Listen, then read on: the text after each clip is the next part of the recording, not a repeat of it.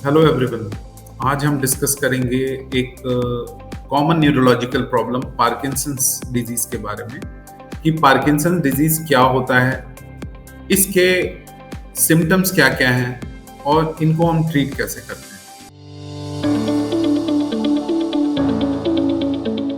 अगर हम पार्किंसंस की बात करें तो पार्किंसंस एक न्यूरोलॉजिकल डिसऑर्डर है जो कि एक टाइप का न्यूरोडिजेनरेटिव डिसऑर्डर है जिसमें हमारे न्यूरॉन डिजेनरेट करते हैं। इसमें ब्रेन के एक पार्टिकुलर जो एरिया है जिसको हम बोलते हैं बेसल गैंग्लिया, उसके अंदर जो है डोपामिन प्रोड्यूस करने वाले न्यूरॉन्स जिनको हम बोलते हैं सब्सटेंशिया नाइग्रा पार्स कॉम्पैक्टा और कुछ और डोपामिन प्रोड्यूसिंग न्यूरॉन्स हैं जिनके अंदर डैमेज आता है, जिसकी वजह से डोपामिन डिफिशियंसी होती है और इस डोपामिन की डिफिशियंसी होने की वजह से पेशेंट्स को पार्किंसंस के सिम्टम्स आना शुरू हो जाते हैं। जैसा कि मैंने बताया था कि ये न्यूरो डिजेनरेटिव डिजीज है क्योंकि इसमें न्यूरॉन का डिजेनरेशन होता है और ऐसा नहीं है देखा गया कि केवल बेसल गैंग्लिया का इन्वॉल्वमेंट होता है।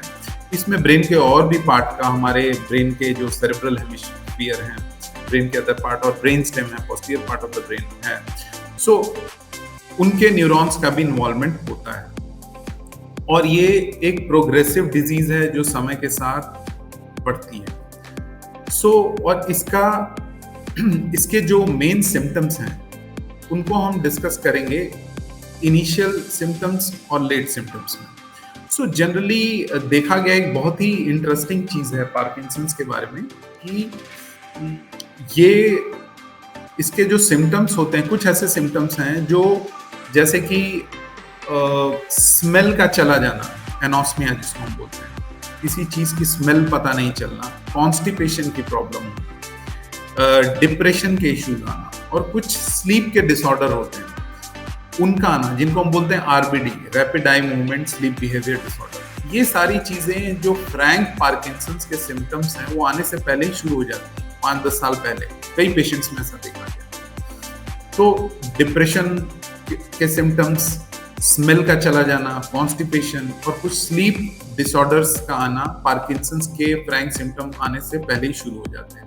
अब पार्किंसंस के सिम्टम्स, जो मेन सिम्टम्स हैं क्या क्या, जनरली पार्किंसंस पहले तो अराउंड एज ऑफ 60 to 65 शुरू होता है।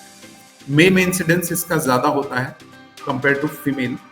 और एक इंपॉर्टेंट चीज है कि पार्किंसंस ज्यादातर केसेस स्पोरेडिक होते हैं, इडियोपैथिक होते हैं, जहां हमें कॉज नहीं पता होता है क्यों हो रहा है, और कुछ केसेस फैमिलियल भी होते हैं और जेनेटिक्स भी होते हैं। देखा गया है कि फैमिली में फर्स्ट डिग्री रिलेटिव में इंसिडेंस पार्किंसंस का ज्यादा होता है अगर किसी एक मेंबर को है तो।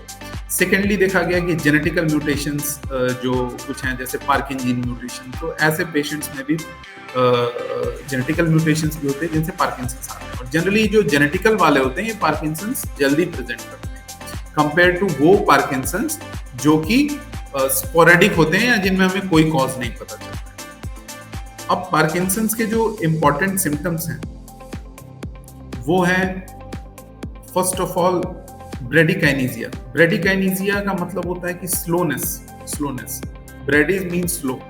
ये पेशेंट जनरली चलने में एक धीमापन आता है, उसके साथ एसिमेट्रिकल कुछ चीजें आती हैं। एसिमेट्रिकल चीजें मतलब कि ये जो सिम्टम्स धीमापन आता है जनरली हो सकता है वो हाथों से शुरू हो कि एक ग्लास को पकड़ने में समय लगता है, चलने में धीमापन हो रहा है, बोलने में धीमापन हो रहा है, उसके साथ स्टिफनेस आना शुरू होता है जिसको बोलते हैं हम लोग रिजिडिटी। धीरे धीरे एक साइड ऑफ द बॉडी से ये सिम्टम्स शुरू होते हैं और बॉडी का एक side, half side of the body से सिम्टम्स शुरू होते हैं, या इधर राइट और लेफ्ट, और उसके बाद इवेंचुअली दोनों पार्ट इन्वॉल्व होते हैं विद टाइम। स्टिफनेस आना। Third is tremor. ट्रेमर एक कॉमन सिम्टम है पार्किंसंस का। ये ट्रेमर स्पेसिफिकली रेस्ट ट्रेमर होते हैं। जब पेशेंट अपने हाथ को रेस्टिंग पोजीशन में रखता है तो ये ट्रेमर ज्यादा होते हैं compare to when he is moving his hands. आवाज में धीमापन जैसे कि मैंने बताया था, उसके साथ मास्क फेसेस होते हैं, एक एक्सप्रेशनलेस फेसेस होता है कि फेस के अंदर कोई एक्सप्रेशन नहीं होता है, उसके साथ वॉल्यूम ऑफ स्पीच कम हो जाता है, स्पीच जो है धीमी हो जाती है। उसके अलावा पेशेंट को पॉस्चुरल इंस्टेबिलिटीज होती हैं। पॉस्चरल इंस्टेबिलिटी मतलब चलते समय बैलेंस की दिक्कत होती है और बैलेंस गड़बड़ हो जाता है, पेशेंट उसकी वजह से गिरते हैं। और एक और इम्पॉर्टेंट चीज़ है गेट डिस्टर्बेंस। गेट डिस्टर्बेंस जो होता है कि उसमें इनके स्टेप्स शॉर्ट स्टेप्स होते हैं और शफलिंग स्टेप होते हैं, छोटे छोटे स्टेप लेके पेशेंट, और एक नैरो बेस गेट होता है जिसमें शॉर्ट स्टेप्स लेके पेशेंट और सामने की तरफ झुक के चलता है। सो ये सिम्टम्स होते हैं पार्किंसंस के। इसके बाद जैसे जैसे पार्किंसंस बढ़ता है तो उसमें फ्रीक्वेंसी ऑफ फॉल बढ़ जाता है, पॉस्चर की जो इंस्टेबिलिटी है, चलने में जो पॉस्चर का बैलेंस है वो भी बिगड़ना ज्यादा शुरू हो जाता है। इसके बाद जब पार्किंसंस के पेशेंट अपने डिजीज के लास्ट स्टेज में पहुंचते हैं तो उनको निगलने की क्षमता भी कम हो जाती है और उसके साथ कुछ यूरिनरी प्रॉब्लम्स भी शुरू हो जाती हैं कि यूरिन बार बार आना, यूरिन को कंट्रोल नहीं कर पाना, रोक नहीं पाना, और उसके साथ लेट स्टेज में एक और कॉमन डिमेंशिया, मनोभ्रंश जिसको बोलते हैं, कि भूलने की भी प्रॉब्लम शुरू हो जाती है। तो जनरली इन पेशेंट्स की लाइफ लेट स्टेज में, क्योंकि निगलने की क्षमता जो है वो डिस्फेजिया की वजह से निगलने की क्षमता जो है वो कमजोर रहती है, इसकी वजह से इनको जो है निमोनिया होने के चांसेस, ये सारी चीजें ज्यादा रहती हैं। तो और यही कारण होता है कि फ्यूचर में इन पेशेंट्स के जो डेथ का कारण और मॉर्टेलिटी का कारण यही होता है। सो अब इसको हम ट्रीट कैसे करते हैं? पार्किंसंस, जैसा कि हमने बताया था कि एक डोपामिन डिफिशियंसी की वजह से होता है, तो इसमें हम जो दवाइयां देते हैं वो ऐसी दवाइयां देती हैं जो हमारे बॉडी में डोपामिन के लेवल को बढ़ाते हैं। सो कॉमनली जो मेडिकेशन यूज करते हैं हम लोग, उसमें लीवोडोपा होता है। लीवोडोपा एक दवाई है जो कि डोपामिन के कंसंट्रेशन को बढ़ाते हैं। और भी कुछ दवाइयां हैं, कॉम्ट इनहिबिटर होते हैं, एंटाकोपॉन जिसको बोलते हैं, उसके साथ कुछ मोनोमाइन ऑक्सीडेज इनहिबिटर होते हैं जिसमें जिनको हम यूज करते हैं। सो ये सारी दवाइयों का मकसद ये होता है कि हम पेशेंट के डोपामिन के लेवल को बढ़ाएं ताकि पेशेंट्स का डोपामिन एक एडिक्वेट रेंज में रहे, ताकि उसको चलने में उसकी मोटर जो स्टिफनेस है और चाहे मोटर जो स्लोनेस है उसमें जो है पेशेंट को इम्प्रूवमेंट है।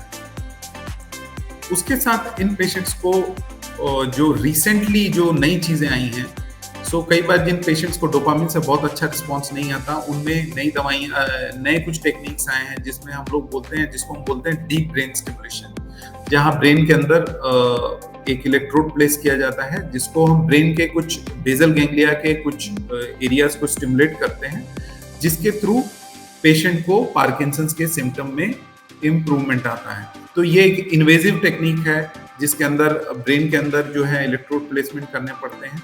सो ये जनरली इंडिया में कुछ सेंटर्स पे होते हैं। और इसके साथ साथ डिजीज का प्रोग्रेशन कम करने के लिए अगर पेशेंट को रेगुलर योगा एक्सरसाइजेज, जिसमें balancing exercises, limb strengthening exercises regular करनी चाहिए, ठीक है, वॉक करनी चाहिए, और डाइट उसकी प्रॉपर हेल्दी होनी चाहिए जिसमें फाइबर कंटेंट ज़्यादा हो, होल ग्रेन, फ्रूट, वेजिटेबल्स। तो ये सारी चीज़ें लाइफस्टाइल मॉडिफाई करना है। उसके साथ जो पार्किंसंस को ट्रीट करने की दवाइयाँ हैं वो खाना है। इससे पेशेंट्स को फ्यूचर में काफ़ी इम्प्रूवमेंट मिलता है। बट इवेंचुअली ये एक न्यूरोडिजेनरेटिव डिसऑर्डर है और समय के साथ इसका प्रोग्रेशन होता है, और प्रोग्रेशन स्लो करने के लिए पेशेंट का एक लाइफस्टाइल प्रॉपर हेल्दी होना चाहिए, और उसके साथ दवाइयों के साथ हम इन पेशेंट्स को एक अच्छी लाइफ देने की कोशिश करते हैं। Thank you.